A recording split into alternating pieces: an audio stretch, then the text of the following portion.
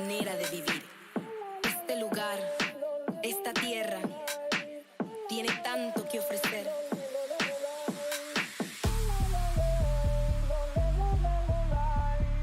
Tiene tanto que ofrecer.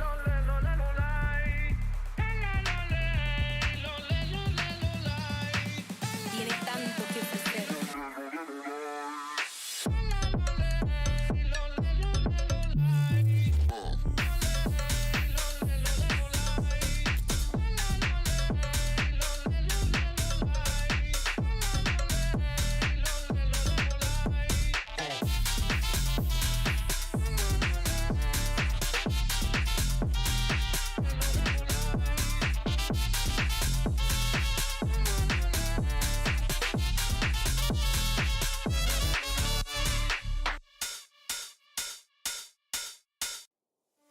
Es el sueño el motor, son las metas a alcanzar.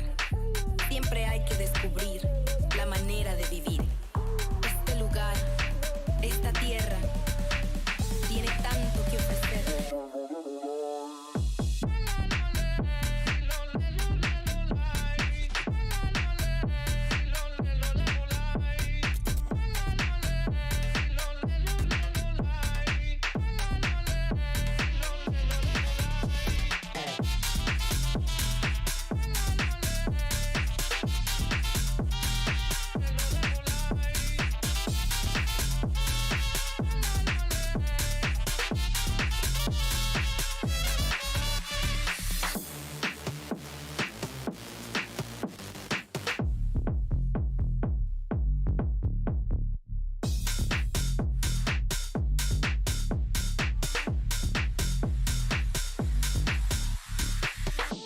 Sueño el motor, son las metas a alcanzar.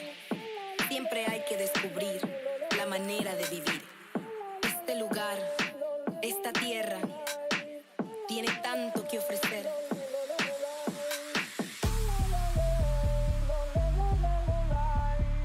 Tiene tanto que ofrecer.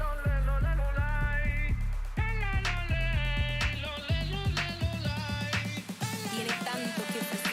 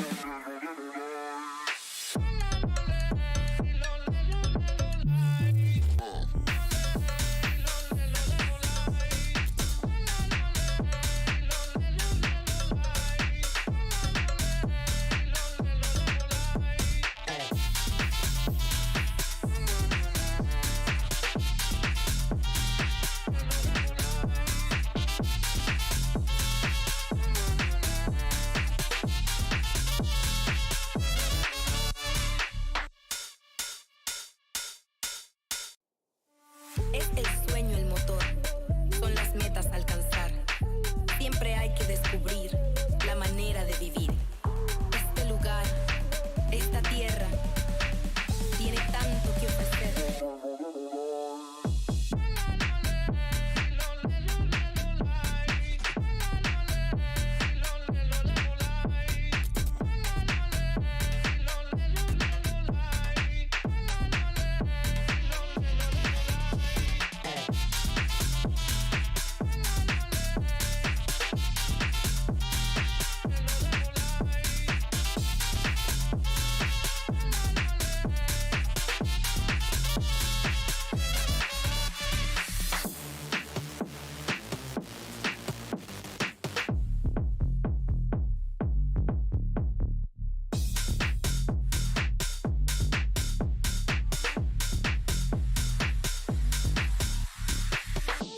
Sueño el motor, son las metas a alcanzar.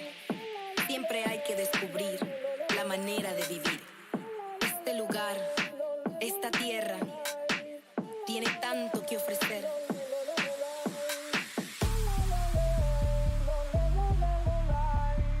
Tiene tanto que ofrecer.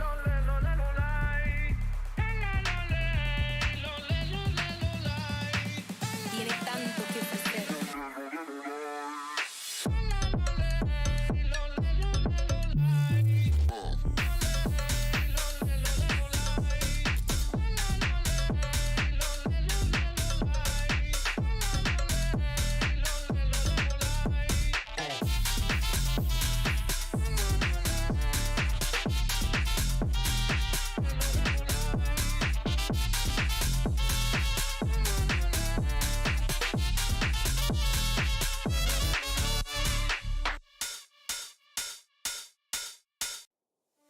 Es el sueño el motor, son las metas a alcanzar. Siempre hay que descubrir la manera de vivir. Este lugar, esta tierra, tiene tanto que ofrecer.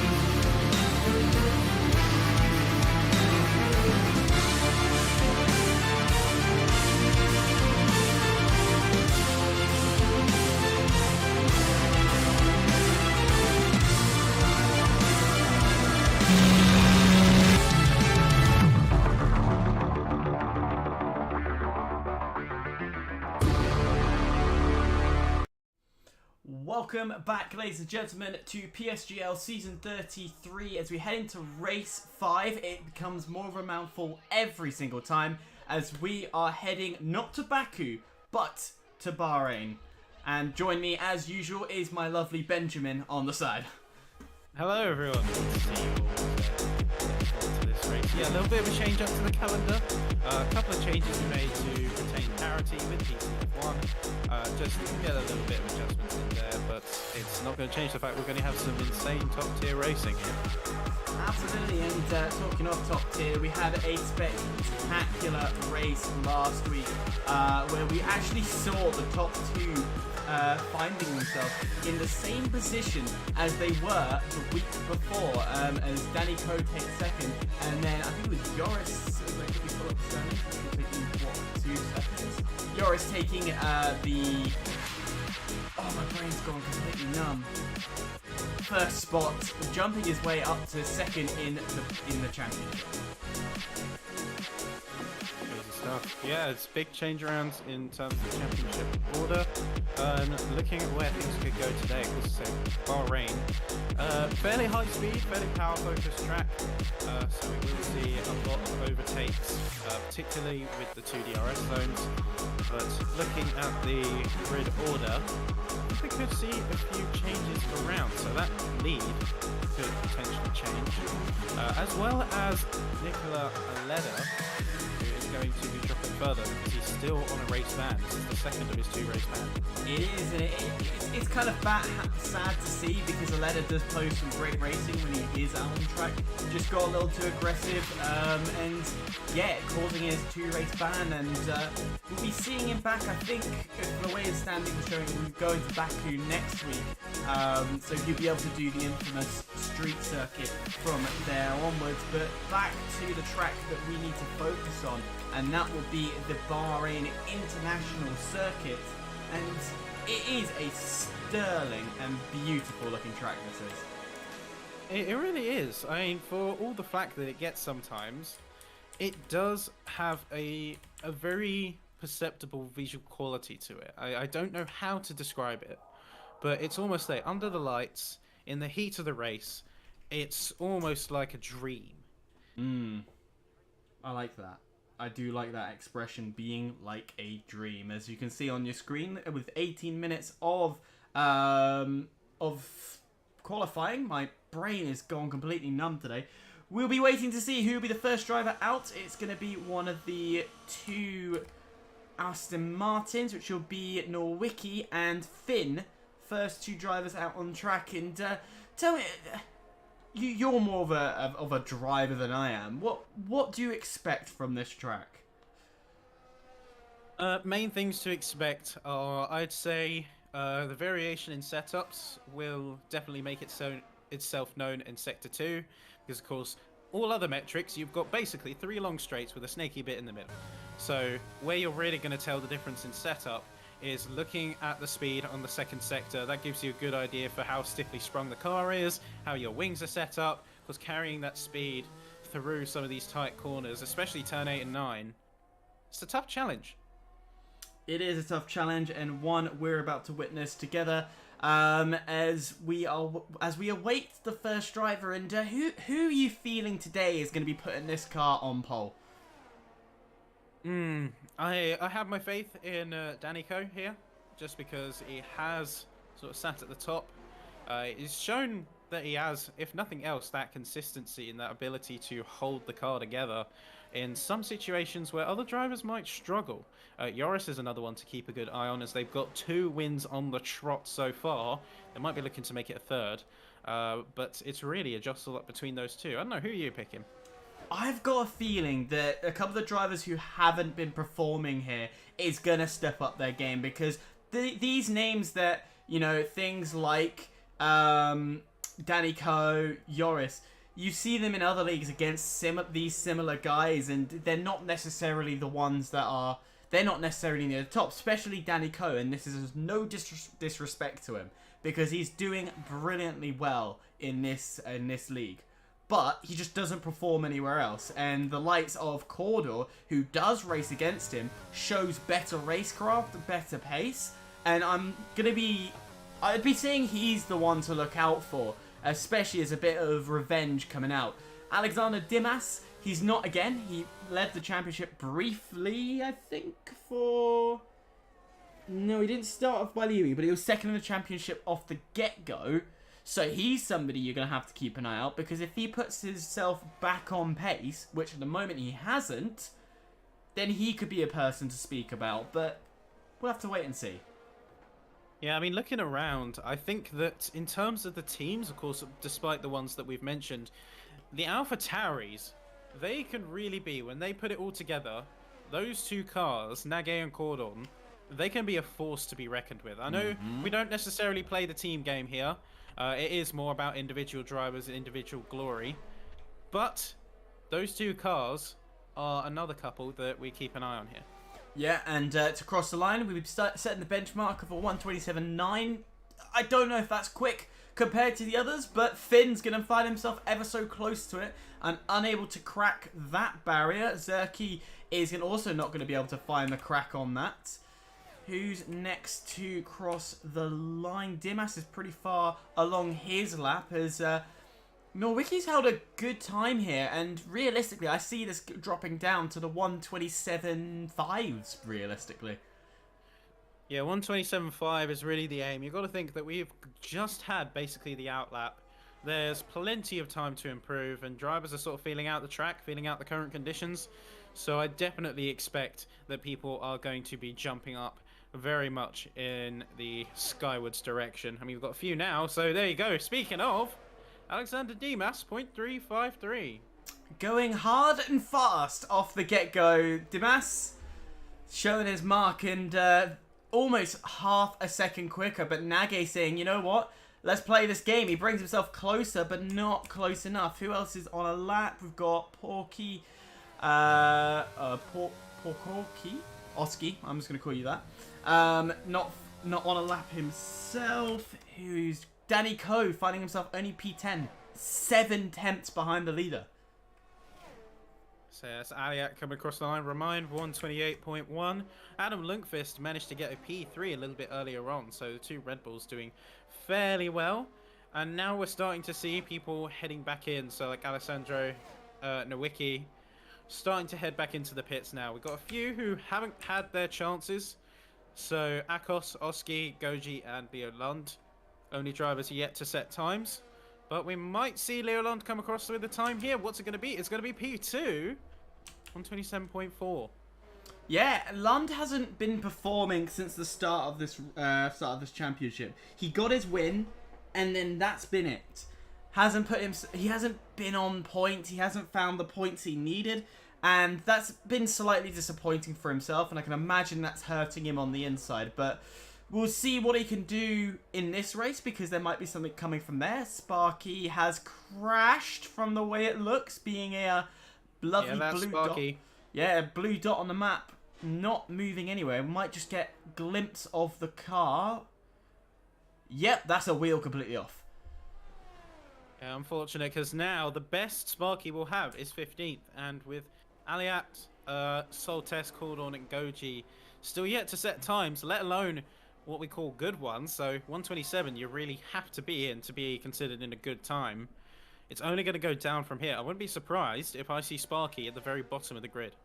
I would not be surprised indeed, and well, it's painful to watch, and especially now he has to wait 11 minutes for the next race, until he actually does his race. So that's what, 11 minutes worth of TikTok time?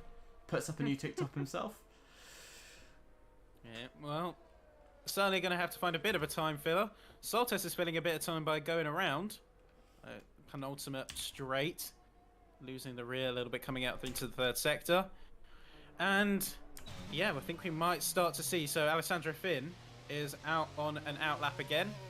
We're about to get into people going in. Cordor is going to be on a lap, so this is his proper attempt. So now we've seen this from Cordor, actually from a few races. He doesn't always set a fast lap. It's almost like he's easing into the qualifying session on his first lap, just finding his grip, finding his groove, seeing where he wants to be before he attempts to go a bit faster.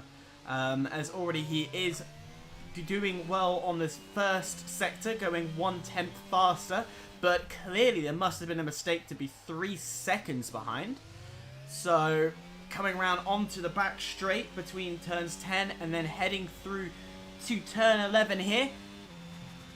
Sector 2 will be on the straight-ish between turn 12 and 13. What's he going to do around here? What's the positive time? It's only 0.2 of an improvement. So was it this last sector where he backed out? Must have been. Because 3 seconds off the pace. This isn't like Cordor. Comes through the final corner. Good exit. And he's diving into the pits. Yeah, well, actually, come to think of it, they didn't use any of their battery, so I think they were just bringing it home, ready for another go. Ooh, mystery for sure, as Finn is on a lap, improving on his time, but he's got to find 5 tenths, half a second, to really catch up to the front. And the Ferrari driver of Finn, he's been there. He's not been one that's staggeringly been the forefront of conversations, but he's been constantly, you know, in the midfield. Yeah, he's always been there. He's always been that sort of silent threat that even we don't pick up on sometimes, but almost like a vulture, they're there to pick up with the chaos that goes around them. Here we go, Alessandro Finn across the line. It's a 0.298 improvement. That's going to net them P3. It's a good run there. He hasn't scored any points as of yet, so is this the day he will set his mark, get himself onto the board, because he currently sits in P24 in the championship, which is majorly low and not where you really want to find yourself. So he'll do what he can and will make sure he puts some presence today, because, as I said, he's not one we talk about. I'd love to talk about him a bit more. Let's see him work. Yeah. I just want to bring up the topic of Cordon super quick, because you mentioned earlier about how he sort of leans into the car, finds his groove. That's really where you get two kind of ways of thinking. Oh, Goji 128.4 here. So he is going to put himself P16, but still in the 128's not where he wants to be. But looking at some of the different driving styles, you already have two schools of thinking. You have start at 90% and work your way up, and then go to 110, find the limit, and then turn the wick down until you find something manageable. And that's where you get into the trade-off between consistency and pace. But it's interesting to see the different approaches to qualifying.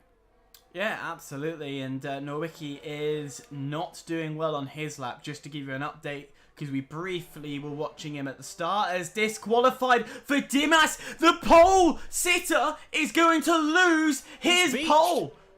He's beached on the track. He can't do anything. His car, he must have lost it through the second sector, because he is completely marooned. Oh my. So that pushes Leoland up to pole position as it stands. But there are a few angry drivers, well, I say angry, fast drivers wanting to do more. And I know Lund will see that he's somehow magically gone to P1 and he hasn't even completed his lap. But he was on par. He was on course to go faster. He's diving into the pits, so he wants one more opportunity later on. Yeah, he's looking for those opportunities. Really just sort of picking his battles. So he's in a very safe position, Leo Lunders, right now. He's got that 0.4. He's going to see threats from the likes of Nage, Joris, and even say Cordon as he starts to find his groove and go out on a real not trendsetter, but on a real pole sitter lap.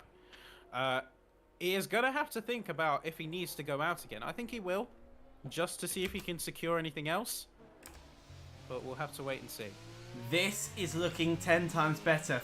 A second off the first sector. This is more like the corridor I speak about, and he's just gone wide. And your comms cursed it. Yep. And you know what? I'm just going to stay quiet from now onwards. You continue for the rest. Me and my dying throat, sure. Sounds like a good plan to me. If you're not looking around the fields, we have Adam Lundqvist. Looks like he's on a lap here, but kind of running a little bit slow, it seems. Let's see what kind of traps he comes out with the second sector. So 127.6. He's aiming for a 0.5 here. Get himself on that podium spot. One of the last few drivers, although saying that he's not burning ERS. I think this is a home sender lap. Yep, that is going to be a home sender. And I think, in fact, pretty much all of the drivers are just bringing the car home for the final run. So trying to balance out their timings. Even if they were on laps, you really want to get out around the 3 minute mark so that you get the outlap the time to go, and if you mess it up, a little bit of seconds grace before you go out again. Saying that, Aliat seems to be on a lap. Is going to be pushing himself into P8 with a 127.7. Yeah, Akos pushes himself up to P16. He was also on a lap, so doing the last minute lap pushes, and I think Oski, is he going to do a lap, or no, he's pitting there. So now we wait for the next driver to start a lap, which I think will be Alessandro Finn. Yes, it will be. And as I like to say in commentary, if a voice isn't dying at the end of it, you haven't done it right. So, Ben, take a hot lap away. Hot lap for where? Finn. Finn? P4. Go. Alessandro Finn, looking like a strong opener. Looking like he's going to be setting himself. You can see he's pushing right to the edge of track limits. Really is trying to eke out every inch of the course here. Really push those boundaries where he can.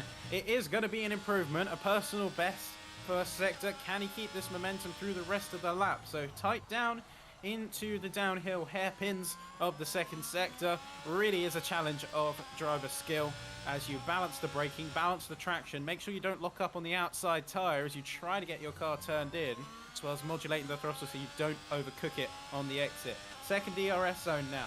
Looking at a very robust time at this point, just over 190 miles an hour coming through, and coming out of the second sector. Of course, you've got the long, more flowy, where it really relies on that high-speed downforce. It's not going to be a purple second sector, but he's still 1.5 tenths off of his previous, or up on his previous. So as it stands, he could slot himself into P2.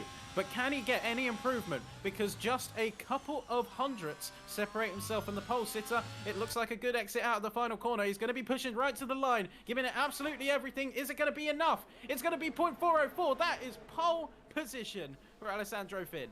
Yeah, but we've got 2 minutes 40 left, and finally drivers are going to come out the pit lane. The first one will be Adam in the Red Bull. So that's the benchmark. He won't have time to do another good run unless he uses the same tyres that he's currently on. Yeah, that's the juggling act here. So now, Finn set the benchmark. Can he follow through and keep that position? This is where he's really under threat from the likes of the top runners. Lundqvist, Joris, Nage, Lund, Super Gaming, all going to be coming out hot and coming out strong to see if they can dethrone. In the case of Leo Lund, it's literally 42 milliseconds that separate himself and reclaiming that top spot. Yeah, but 42 milliseconds on this track could be very, very difficult to find. Though, there are some opportunities where you could gain some extra time and lose, particularly turn 10. We find a lot of drivers struggling around that corner. Into turn 6 as well. Not turn 6, sorry, turn 8. You hear a lot of locking up, and into turn 1. A lot of locking up can occur around those marks. So we'll have to wait and see and assess what these drivers do. But we're going to stay and watch Adam Lundqvist and see what he can do. Is with the roles reversed. You know what? I'm going to save your voice this time. I've got it from here.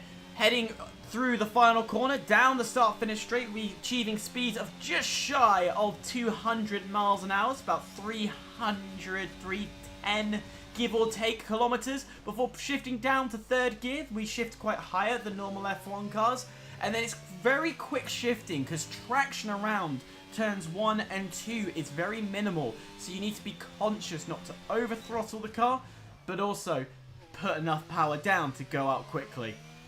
It's easy to run off wide into turn 4, but it lines you up for turns 5, 6, and 7. But Adam's gone into the wall, and that ain't good.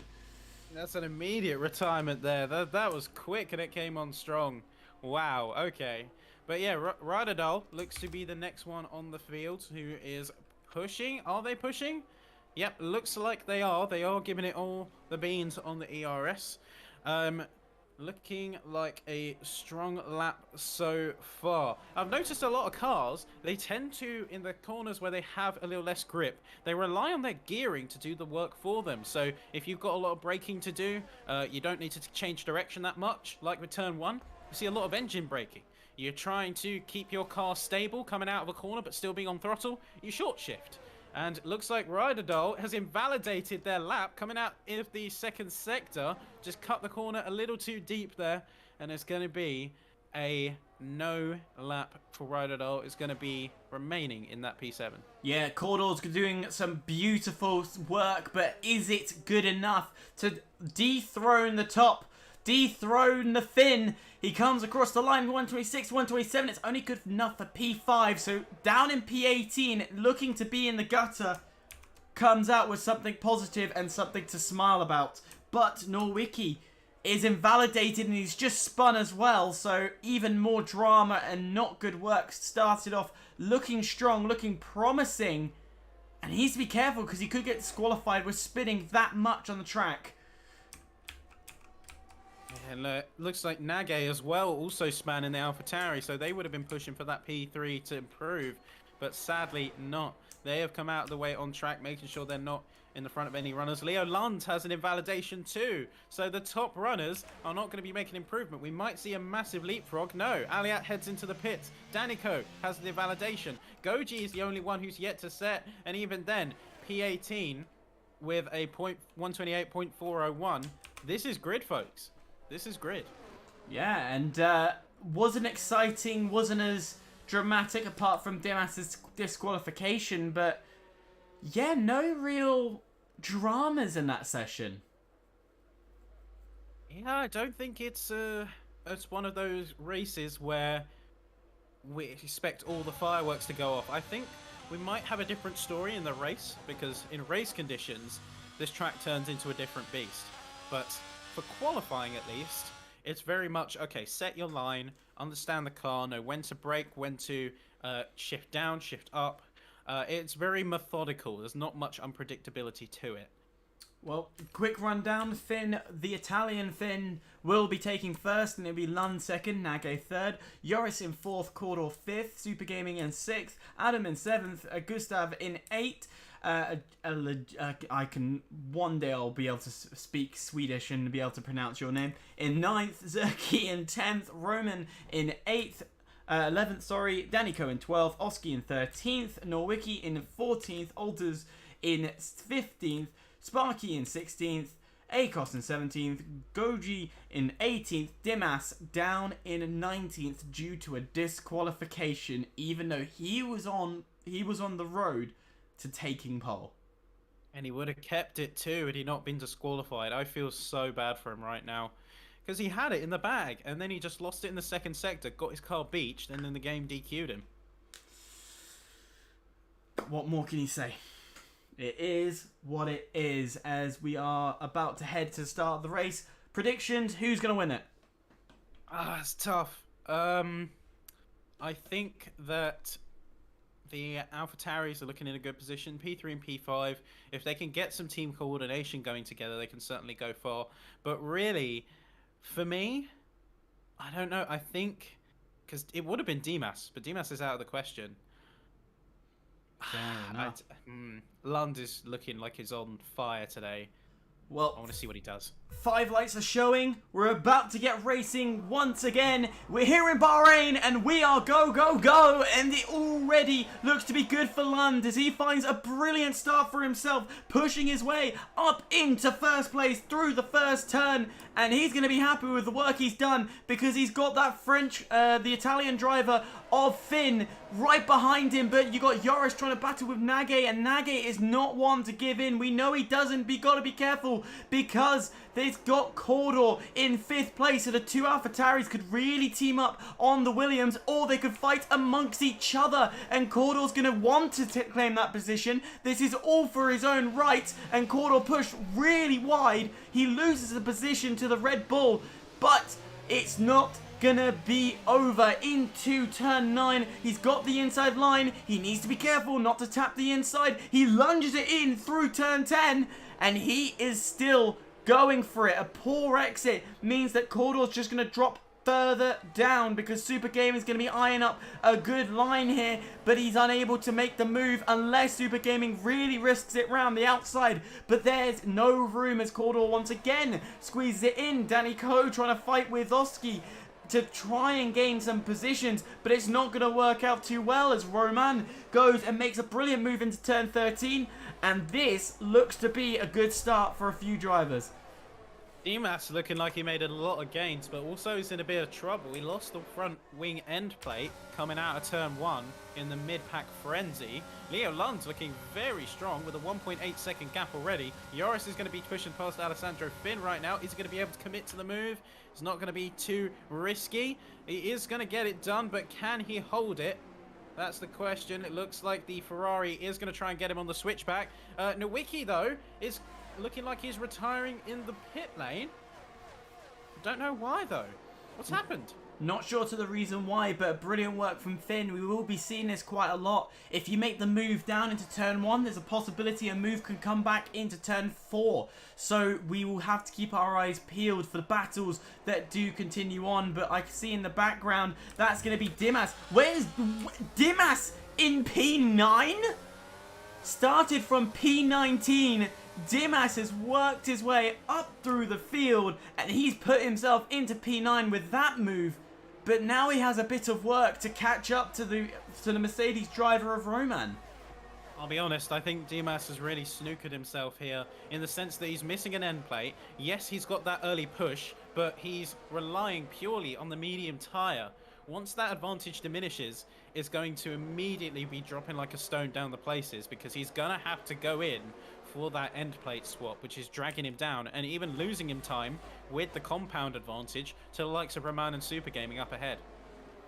It is a disappointing sight when you see damage on a car, but he's managing it well because he's not dropping too far back. Oski and Gustav will exchange positions as we keep focus to the front, and I was looking to the front. Now we're looking a bit further back as Oski is right the way down to the inside. He's having to fend off Danny Coe into the first corner, but Danny Coe will have that inside line to fight back. He might get a track limits warning for cutting the corner quite dramatically, but Danny Coe is not giving in. Our championship leader is fighting for the tail end of points, but the switchback could look good for Danny Coe. He makes contact with the Williams ahead of him. No visible damage to the car, but Danny Coe not in a position he wants to be in. And there you can see further back, it's Zerky trying to go round the outside into turn 8. That's not really where you make an overtake, but he's got the move down the inside through turn 9 and cleans it up into turn 10, making sure he doesn't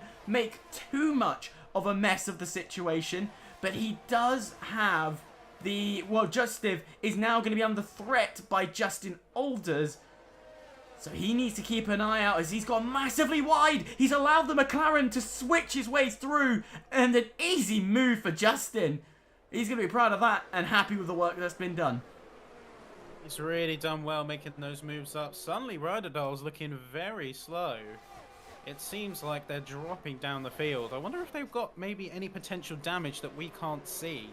But yeah, that big move from Zerky, they really sold it. The great thing about going for an overtake where you wouldn't expect it is that it's all the more lucrative. And if you get it done, you really leave your opponent floundering because they don't expect that move in that position. So what do they do there? Oh, Oski did make a brilliant move, but went way too deep into the first turn. So Dimas now has an opportunity to fight back as he's going to push his way up back into P9, and late lunge by Justin Alters as well. Further back, you can see he's trying to fight with the Williams ahead of him. Sorry, the Haas. But it's not going to be successful for himself, so all drivers remain in the same position. But Danny Coe, he's in a prime location. Another lunge by Oski for P9 this is. As also, Justin needs to be careful of the driver behind him. And yet, still, Dimas comes back, finds his position, finds the pace with a broken front wing. And yes, on a faster tyre, Dimas isn't giving in. And he will not budge for anyone else. And you can see Danny Coe finds his way back into P12 as Justin has found his way to overtake two people in the space of the battle in front of him. So to the McLarens, be patient, let them fight, take the scraps. Dimas and Oski are going to be continuing to duke it out. They're wearing each other out, wearing each other thin. Justin right now, 55% battery to Oski's 11. And Dimas is 22. So waiting for them to tire themselves out before swooping in to get the double is really the ideal situation here for Justin. Yeah, and there we go. Once again, Oski's going to try and make the move, but now he's realised that Justin's on the inside. This is the scraps you've been talking about because Justin wants to get a piece of that action. You can see the red lights flashing onto the Williams, and he knows that this could be a free opportunity, but he has to be careful and pick his moment right, and here is not the right point to take P9. It is almost a 5-second gap to the car ahead. We jump further ahead. It looks to be the inside of Cordor and the Red Bull. It's gonna be a feisty moment because now Super Gaming's gonna be fighting at the front. The front runners are wanting a piece of the action, piece of the camera, and they are gonna get the action and they're gonna get the attention because Cordor and Nage have just lost some critical positions after tussling amongst each other. They've been focusing on themselves. That they've let 2 cars past. 2 unnecessary overtakes and 2 unnecessary losses. You can fight with your teammates when you're in the position that you're not under threat from anyone else. Cordon and Nage, as fast as drivers as they are, they've been fighting and losing time when they can't afford to. So they need to almost put the pride aside, work with each other, get themselves up to that higher spot, maybe looking at something like P4, where Aliat is, and then you can think about going for a bit of a prideful move. But looking up ahead, looks like prayers have been answered. Yeah, Aliat is going to lose the position and Super Gaming is going to push his way further up. Super Gaming finding himself 10th in this championship. A bit of consistent points here, but this would be his best finishing positions if the race ended as it stands. But we're only on lap 9 of 29, so a lot more work to do, and all well and good making that early push, but he does have a 1.4 second gap to Joris, who's battling against Finn. Yeah, and looking at the wider scope of the battle right now, you've got some big winners and losers, as that is Lundqvist dropping, spinning the car, it seems like. Are they able to get out? Yeah, just about getting able to get back out. But yeah, both him and Ryderdal have lost 10 positions. Biggest winner? Dimas. For all that has gone on, they are +9 on their original. And it looks like Oski is going to be getting a 3-second time penalty for cutting the corner. I'm not sure whether that's for avoiding an incident, but either way, he's going to keep on fighting with the other penalty holder of Soltes as they're duking it out through Sector 2. Yeah, they are still battling, and even though red lights are showing everywhere, for those who are new, red lights on the back of the car is an indication towards us as the esports community that the drivers ahead have less than 10% ERS on their car. So brilliant information for them, as Super Gaming will be taking the fastest lap, and he is trying to hunt down to get as much information as possible. But Aliat is going to be under threat once again. It's now the AlphaTauri of Cordor who will make the move, and finally the AlphaTauris are split, meaning that they can't fight amongst each other and ruin each other's races. Yeah, it's a benefit versus a drawback. Of course, you have your teammate next to you, you can back each other up, but if you don't, and you trip over each other, get in each other's way, it's only going to spell you problems. So I think it's a blessing in disguise that Aliat currently splits the two.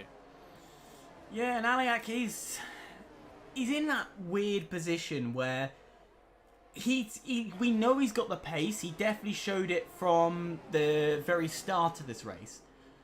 But he's not executing it right now. And he's got some very, very fast drivers around him. Of course, Cordor and Nage, 2 probably the strongest drivers in this championship, surrounding him. And the question you ask is, do you fight the driver ahead of you, or do you just play to your strategy, knowing that, because he will see on his screen that Cordor's nearly a second behind Super Gaming, and Super Gaming is a second behind Joris? Yeah, you've got to weigh up. You got to weigh up your strategic options. Of course, you may be running the same strategy, but if you're so close to each other on track that the double stack is going to harm you, you have a choice to make. 1, do you stick to it and just maybe compromise a lap? And 2, who's going to be the one to take the compromise? And given the dynamic we've seen between these 2 drivers on the track, I'm not sure if they're in comms. I don't believe that they are. And even so, I don't think either of them is willing to yield so easily on said compromise. Absolutely. Well, lap 8. I think we're finally getting a little bit of settle amongst these drivers. Not too much happening. But there you go. From lap 8, you can see on your screen, biggest gainers. Dimas, we mentioned this earlier, finding himself P11 from starting from P19. But another good gainer is actually Super Gaming, gaining 2 positions to find himself in P4 and his best position he's ever been in. Yeah, it's looking like a positive turnout. Just needs to hold his ground, stay there in order to really make the most of the opportunity. Because they have a little bit of space afforded to them too. They've burnt a lot of resource. Kind of got to play a little bit safer. It's not worth maybe pushing up just yet. Because Cordon is 6/10 behind Super Gaming. And he's got 2/10 to make up to catch up to Joris getting that DRS. So it is a little bit of a precarious spot, but if you're going to hold on to it, at least till the pit window, you might be able to get some great things out of it. I'm looking to see who's going to make the next move. And speaking of moves, it's Nage going past the Red Bull, making it look fairly easy. But this is as part of the track where the Red Bull can come and fight back. Luckily, Nage does have DRS off his teammate, so he will be able to hold that position fair and square. But if you don't have that DRS, that's a risky position you find yourself in. Yeah, the DRS is really the make or break on this track, especially considering there's 3 zones. So if you drop out of the toe, you might as well be in a different race. I mean, you look at, for example, Justin Orders. 5.6 seconds.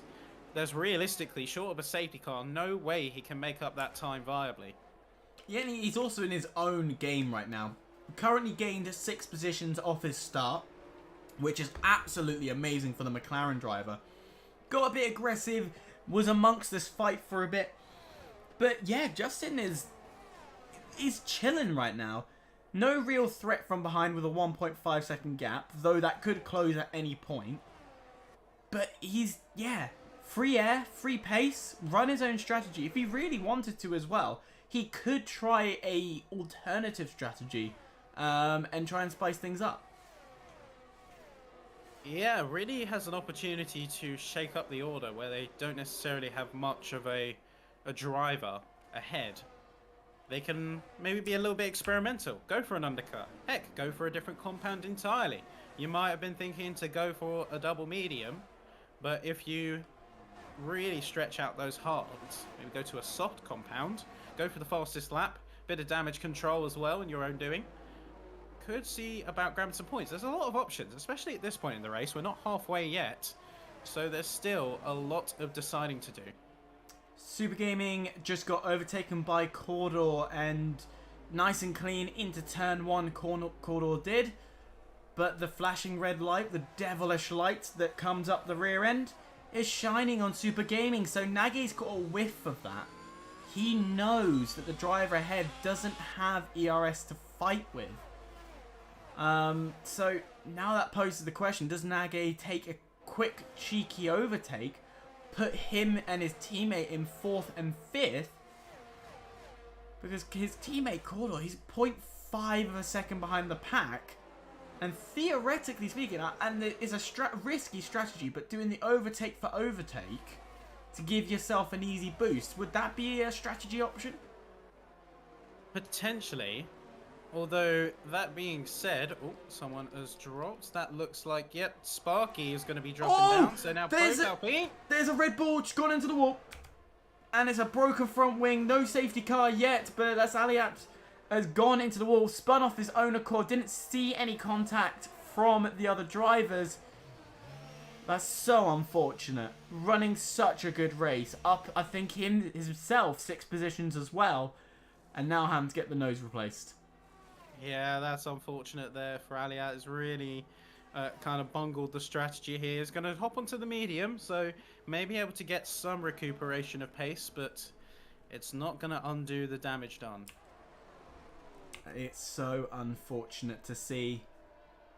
No move from Nagi though on Super Gaming, as I mentioned a lap before, the possible free opportunity to go for a quick overtake unless there's been some really hefty recharging from the oh, why has the brand gone out of my head? Alfa Romeo. Alfa. Yeah. I don't know why that went out of my head. I literally work for Alfa Romeo as well. That is disastrous. But yeah, as I mentioned, no real strike, no move yet. So waiting patiently for something to come up. I think what Nage is doing is he's being very clever. So, Cordon, 1.2 seconds, doesn't have DRS. Super Gaming knows he doesn't have DRS, but doesn't know yet. All saying that, Cordon dropped the rear and now knows with the recharge lights that he's running out of opportunity. So I think Nage was waiting for this because you can see him effortlessly creeping up on his teammate, waiting for them to challenge each other, put themselves out of position, go for both overtakes with the resource advantage. You watch this. Watch fireworks fly. Yeah, I'm waiting to see it, and Cordor's stuck in the middle, a passenger to it all, and Nage's going to say, thank you very much, I'm going to reclaim a position back, but he still has a problem. That Alfa Romeo's still ahead of him. So yes, he's gained one, but he hasn't gained both. He's going to have to wait a bit more patiently. I'll say, the Alpha Tauris didn't actually trade, so Nage's Oh, still they didn't? P6. No. Cordon's in P5 because they fought through the first sector. That, yeah. I completely missed that. I thought Nage got past, but no, it was, yeah. So Nage actually not gaining anything, and all the work Cordor did to get past Super Gaming has now just gone unfolded, and it opens the door wide open. Because now Super Gaming has track position and a technical advantage coming into the pit stop phase, which we're closing into. Yeah, so closing in is the name of the game here. Just biding the time, waiting for that optimal opportunity, and really waiting for someone to play their hand and put themselves out of position before you pick up on their mistake. You can see on screen both drivers, Nage and Cordor teammates, round the we're seeing 40% off Cordor, with Nage keeping himself in that sub 40% on those tyres. So we're going to be seeing those pit stops coming in soon, as when you hit 50% is the starting point of when a puncture could occur, the earliest of opportunities. Realistically, you can push yourself to 60%, and that's when the real threat starts to kick in. Yeah, I do admire, out of all of this, the amount of pressure that these drivers withstand and seemingly don't crack. They know how stressful the race situation is, how much they have to process, how much they have to balance, what's at stake if they don't get that optimal outcome. And yet they still handle and balance it like absolute champions. That's really what separates the top league drivers and any league drivers from, say, just casual players, is being able to juggle and handle that high stress situation and still put up a good fight. Tell you who's been handling stress. I think Joris is probably stressed behind that, behind his steering wheel, knowing there's a lovely Ferrari, a lovely rose red, not a rose red, but a blood red Ferrari ahead of him that he somehow has not been able to crack. And he's been behind the thing for 14 laps now. Yeah, so it has been quite a while. But saying that, look at Romain. He's closing in. He is closing in as Dimas is slowly going to fall down. He goes into the pits, that is why, and he probably will get a front wing change, but that's the first of the pit stoppers to make their move. So who's going to be looking at this information? And some of these drivers might have race engineers, so they have somebody who's watching the stream. Hello engineers, if you are. And then feeding the information to the drivers themselves, or they are looking at their perspective and looking at the information they provide, and that was a very, very hefty braking from Nage. I don't know if he brake checked or if Romain just went in too deep. I don't think we'll really be able to tell until we see their individual POVs, because I know we saw earlier what on your side looked like contact was also a minor slip in the throttle and slip in the rear from my perspective. So I guess we'll have to wait for their POVs on that. But what we don't have to wait for is DMAS back out on track on the hards now. And they ran that broken wing the entire time. So they are in P17 now. They've lost most of that early push, I think, due to said front wing. But I do almost admire the commitment. Is he not? Has he not changed it? We has changed it now that he's gone to the hard tyres. But the entire medium stint, he was on that broken wing end play. So being now he's what? He's 2 seconds off Gustav, who's 15 seconds behind the rest of the pack. He's not really in a position to fight or attack. So he's just going to play it calm, play it chill. See what points he can nab at the end of this. That's all he can wait for. Or bank on a safety car to come out. That would be a dream come true for Dimas if a safety car came out right now. Yeah, safety car is really all you can sort of beg and hope for. But what's this? It looks like Nage. Wait, what's happened to Nage? No, he's still in ghosted mode. Yeah, he's completely ghosted out. And he's... There we go. The leaderboard, timing board does readjust itself for a second, but is he? No, he's not ghosted anymore. So I think Fixed itself now. Minor error. Connection problem from someone's end, as Nage is completely fine. But lap 15, surely we're seeing somebody pit. I think we're going to realistically see about lap 16, 17 be that window. Just get as much miles out as you can on the hards, and because you don't want to go on the mediums too early for fear of really just losing that advantage. You want to be on the mediums for as long as they are advantageous in pace.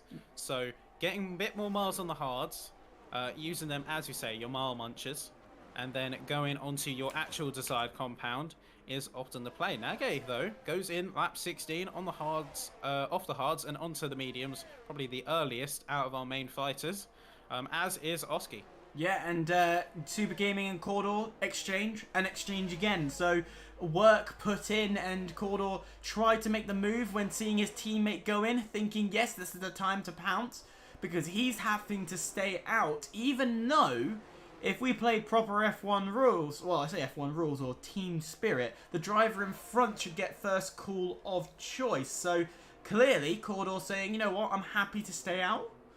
And so he does. So Super Gaming is going to be under threat as the pressure will be turned up a bit more to see what work he can do. But we have to keep an eye on Nage. Is he putting in a good pace? Because he could potentially jump his teammate. Well, Goji just lost it in the second sector. Is going to drop himself behind ACOS. And yeah, I do wonder how Nage's going to do, because they need to get the heat into those mediums and get themselves up to temp. But once they do, I think they might be in a very good position. They sort of undercut the rest of the field. Really, it's Leo Lund who controls the cadence of the pit stops. He's out ahead. Finn is going to be in. Super Gaming is going to be in. Are we going to see any of the other runners head into the pits? I don't know if we are. Daniko is going to head in. But yeah, it's only really when Leo Lund heads into the pits, being the leader, that everyone is going to suddenly start pouring in. Yeah, and we're going to watch Nage seeing where he comes out. He comes up to the start-finish line. His eye is on Super Gaming. You can see there's a red car at the end of the pit lane. That's going to be the Ferrari. But is there going to be also an Alfa Romeo ahead of him? It looks to be so. Safe and sound. Super Gaming actually comes out in a better position than before, because Adam Lundqvist is sandwiched between the two. He'll be able to catch up to Lundqvist, but I don't think he'll be able to get past him in time before Super Gaming's mediums have heated up.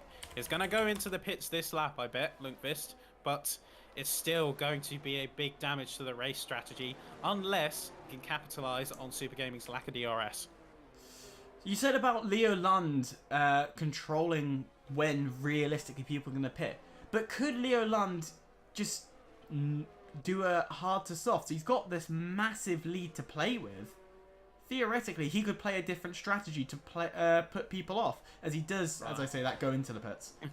No, I don't think it would be advantageous. I think the compromise there, of course, we talked about it earlier being experimental, but the compromise would simply be too great. The pace that you would lose would be just too much to really justify the softs. Even if they have higher peak pace for a couple laps, those returns will diminish very quickly. So unless you really have like 20-30 seconds to play with and you're going for the fastest lap, it's not really viable in this scenario.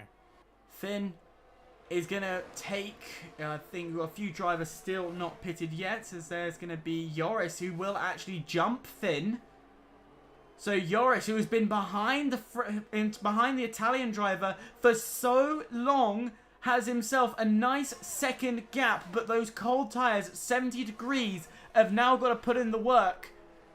But that is critical. Majorly critical. You can see on your screen the people who have pitted, people who have not. That says a lot in this race today. Yeah, I mean, look at the medium runners right now. You have Leo Lund, who is technically about 8 seconds between themselves and Joris, the next medium runner. So they have got plenty of room to play with. All they have to really navigate is potentially the hard runners that surround them. But with enough gap, Zerky 8.9 seconds out of it, I don't really think it's a concern.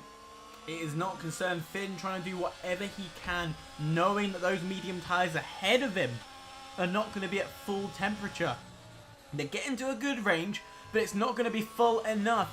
He is going to try and close down, but it's not going to be enough to do anything.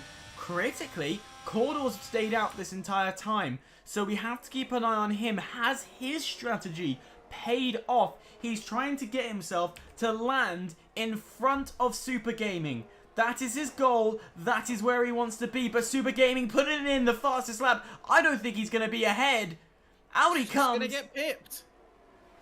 Oh no. It's going to be right behind and the position stay as normal. But critically, Nage is back into this fight and not a second behind.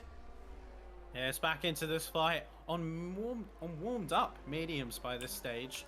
And Cordon is looking like a sitting duck. You see that pace differential coming out of that corner. It's just so difficult to be in that spot, both for Cordon and for Nage, because Nage's looking to get past. You see those little micro movements behind the steering wheel, and he just can't do it. He cannot find it at all, but Cordor's fighting for his own pride, but Nage's fighting for this championship. He's currently on 20 points, leader on 37. He's in P4, so I'm sure Nage's screaming to his teammate, get the hell out of the way. This is for major points. This is for the championship. I know we're only on round 5, but we're already past or on the halfway mark. So every point matters, and Nage will be screaming right now. It's going to be absolutely livid with this scenario. It just needs to get out of there. Really just needs to get out of there. And I do feel for him, because you're stuck in this almost impossible scenario, and then the solution is right in front of you, but it's just not happening. To equally paced, but I feel that I say equally paced, they have been. I think every time we've turned to the AlphaTauris, they've always been together or close proximity. It's just a shame that Cordor hasn't had the luck to capitalise on the points. He's currently down in P11, his teammate P4. It's the score lines, the race results tell two different stories to what we've actually seen.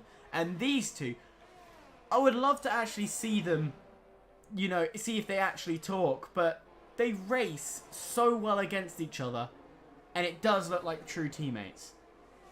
Yeah, I mean, for all of the flack that we may have unintentionally given them regarding them fighting one another, they are good drivers. They race hard, they push each other, but they race fair, I think. And I think that is a rivalry within the team that at some times can be a little bit disadvantageous, but it pushes them to race as best they can, and I think that is important to remember.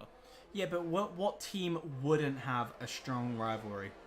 Some of the best teams have that. Look at this current 2023 season. Max Verstappen and Sergio Perez, to them two, you can actually feel the tension when they're around their team. That's boiling up. Okay, it might be a little unhealthy, but you look throughout. You know, in the Ferraris, Sainz and Leclerc, there is a nice, healthy rivalry between them because especially for this season, not one of them's better than the other. You go back to last season, you look at Hamilton and Russell. Again, a nice rivalry, which was advantageous with each other. It pushes them to be better. And I think that's what really all league drivers aspire for in this case. They want to be better. They need that push to be better. And whether that comes from the league itself, their opponents, or even their own teammates, they all want to improve. Quick note, Finn. He was holding up Joris for most of this race. And did so in such brilliant fashion. Once Joris has got past under brilliant strategy, he's unable to keep up. And he's dropped below the second mark and is now starting to be under threat from Super Gaming. As you can see on race control, it's Van Nage. A 3-second time penalty. Ouch. That's really going to put a damper on any fighting they were going through. Now, their best scenario is they're going to be dropping down behind Romain unless they pick up the pace. They're going to have to pick up the pace. And you can see Super Gaming has caught up to Finn.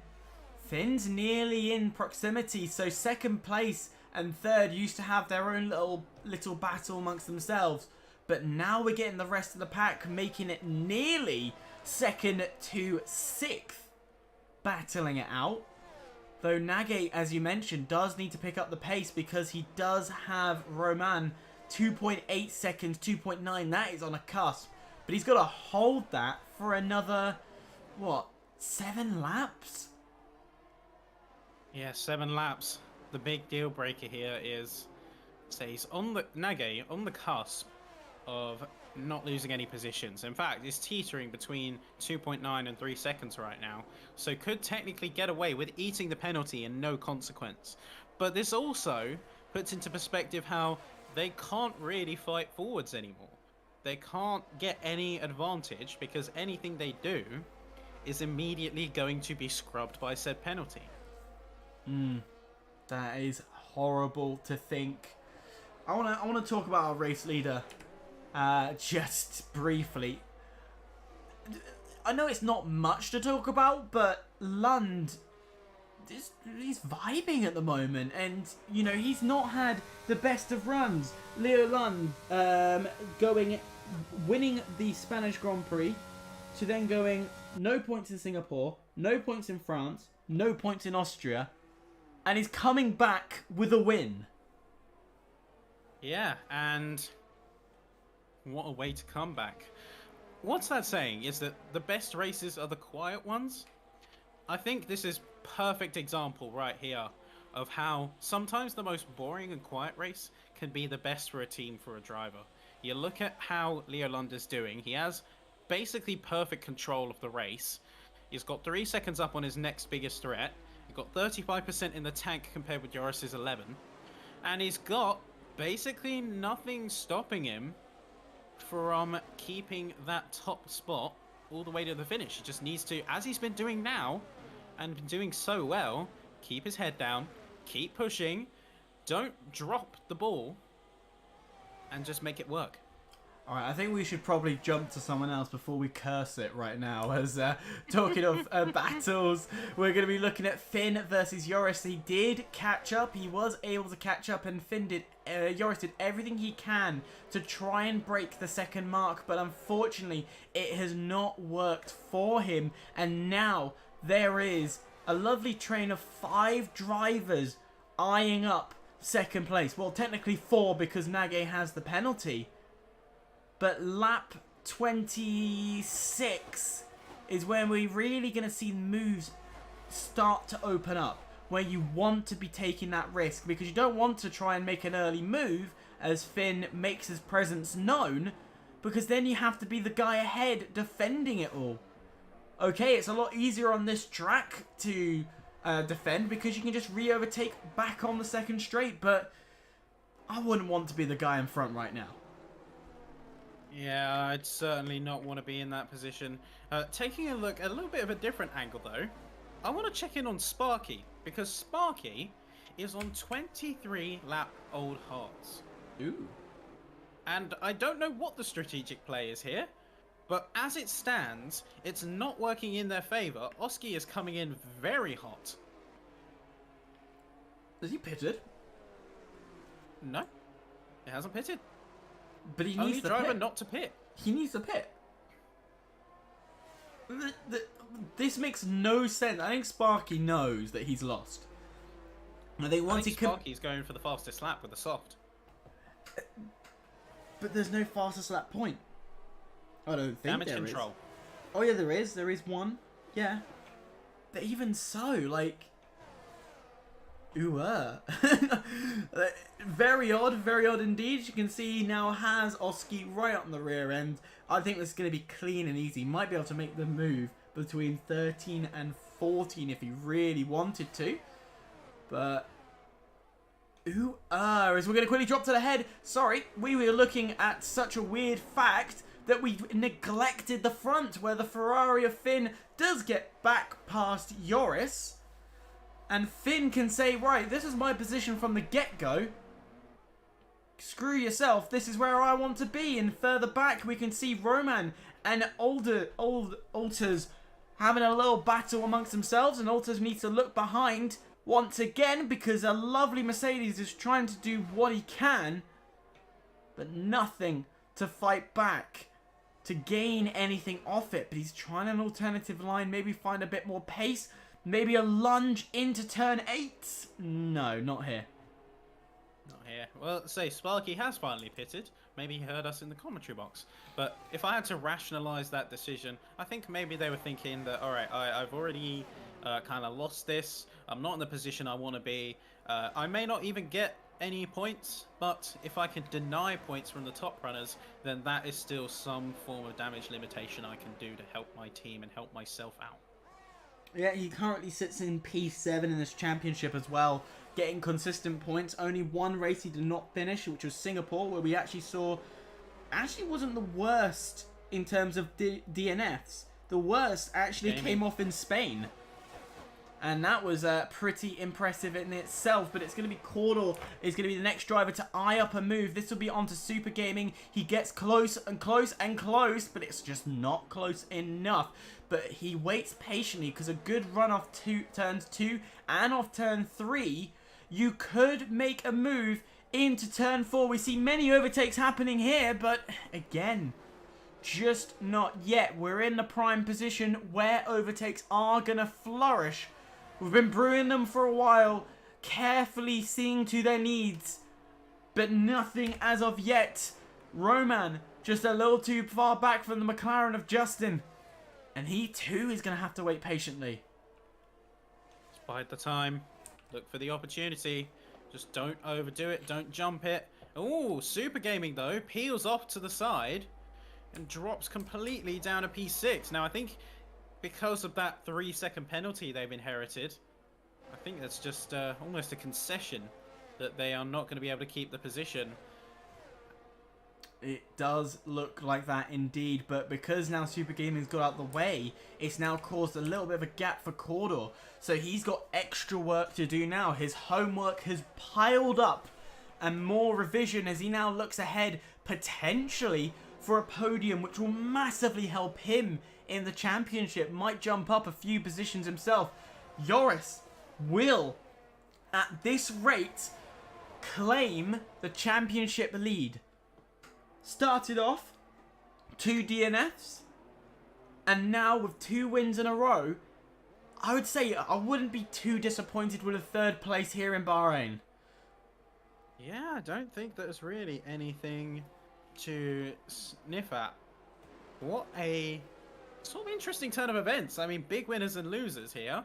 Probably biggest winners are Dimas and Justin Alters, both +8. Biggest losers, Ryderdal and Aliat, both -8.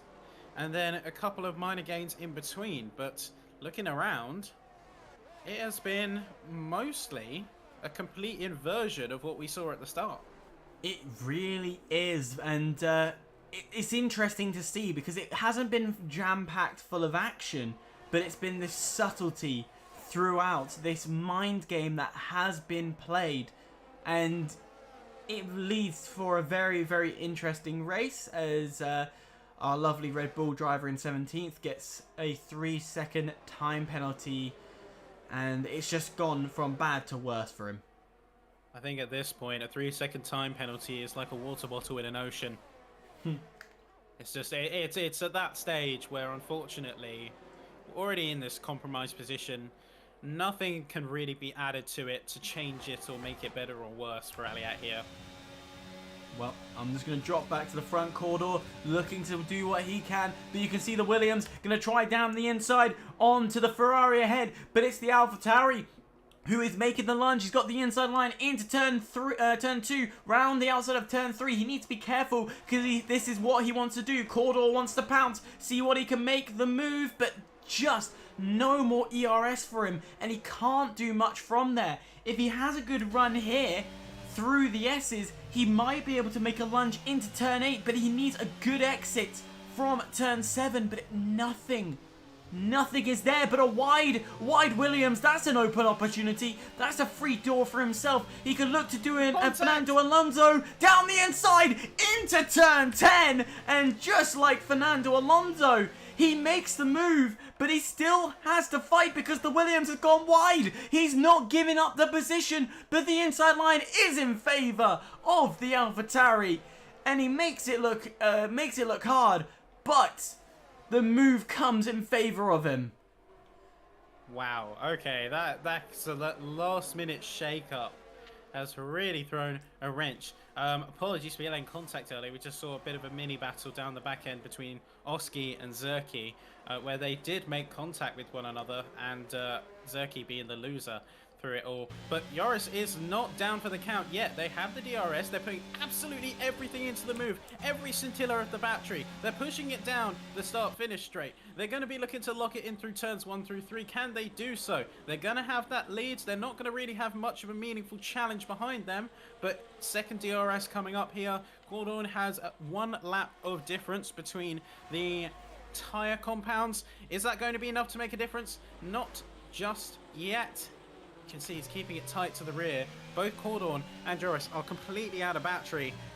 They're sort of trying to do anything and see what sticks. Anything indeed. We saw him make the move into turn 10. Is he going to sniff an idea of that again? But I think Joris will know that he likes that position. He likes the opportunity. He looks at the inside, but nothing will come of it. You can see a slight nudge from Super Gaming onto Nage, but I'm going to draw our attentions realistically to the man up ahead who's been calm and quiet throughout this race. They say watch out for the quiet ones. They're the most dangerous, and Lund has demonstrated that today. He won in Spain. He has not done any form of point work for the rest of the season, but he's back on form. He's back where he wants to be. Lund is taking the top step of this race. Lund wins the Bahrain Grand Prix in season 33. And there you go. As you see, a ghosted out Red Bull cruising around a lap behind. That's going to be across the line here. And that is going to be Finn in P2, Joris P3, Cordon and Isman Nage in P4 and P5. So Nage not actually losing any real positions because Super Gaming also had the penalty to their name, with Justin Alters being a significant chunk of time behind, saving the both. Yeah, and Dimas finding himself P12, starting P19, so good positions for him, but not enough to take the points, and he will lose out to Goji, which you can see on his screen is technically behind, but at the end, a 3-second time penalty being the reason for that. Danny Coe, our championship leader, down in dead last and disconnected from the race as well.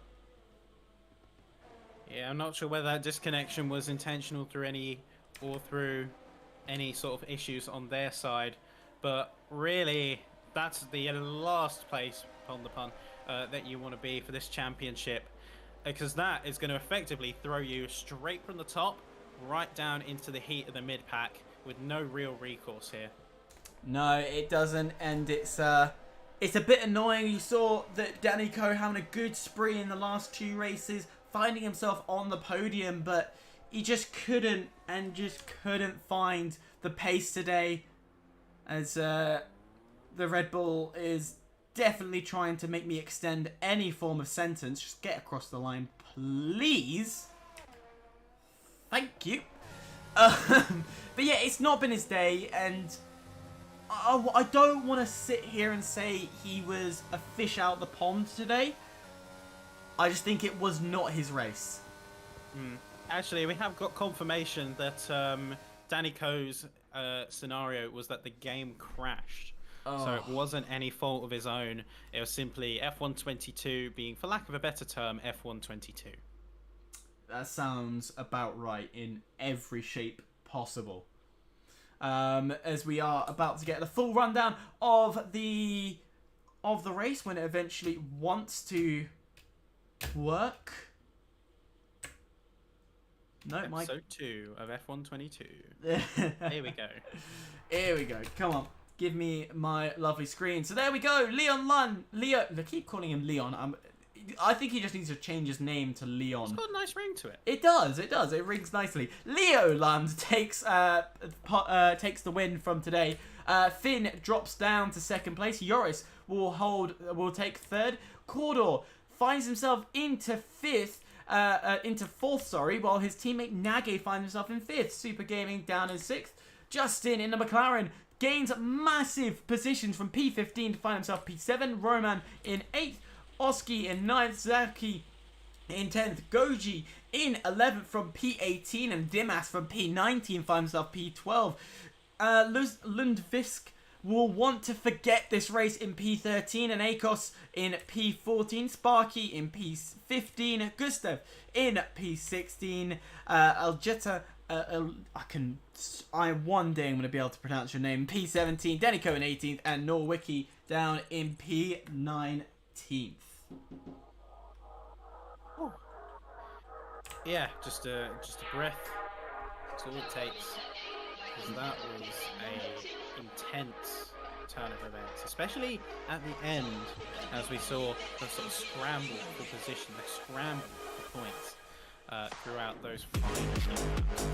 Absolutely, it was definitely a last-minute lunges in a few places. I wouldn't sit here and say it was the most exciting of races today, but it definitely has turned the championship on its head slightly, and we're also heading into the halfway point. So the championship door is wide open for anyone to take. Which then leads us into the next race, which will be what we said last week, but will be Azerbaijan. It's going to be a real test of bravery, especially castle section. It's all about commitment in that track and committing to the full send. Absolutely, a massive. We definitely has had its better terms. As apparently Lund once has been practicing for interviews, and I'm gonna tell him. Absolutely shut. Any last words from you, Ben? I have to say, I hope my voice is better by next round. It better be, or I will throw it. At this stage, it's a little bit of a... Well, no, it's not even. It's a massive shake to the championship order. We're going to see how that takes form when we go to the next round. I'm losing my mind, it seems, so I'm going to call it there. Look forward to seeing all of that. Absolutely. Thank you very much for watching. If you want more action, of course, stay tuned next week as PSGL is back once again with more great action, just as we mentioned, and we'll reiterate again in Baku. Thank you very much for watching, and good night. This broadcast was brought to you by GT Omega, proudly supporting PSGL.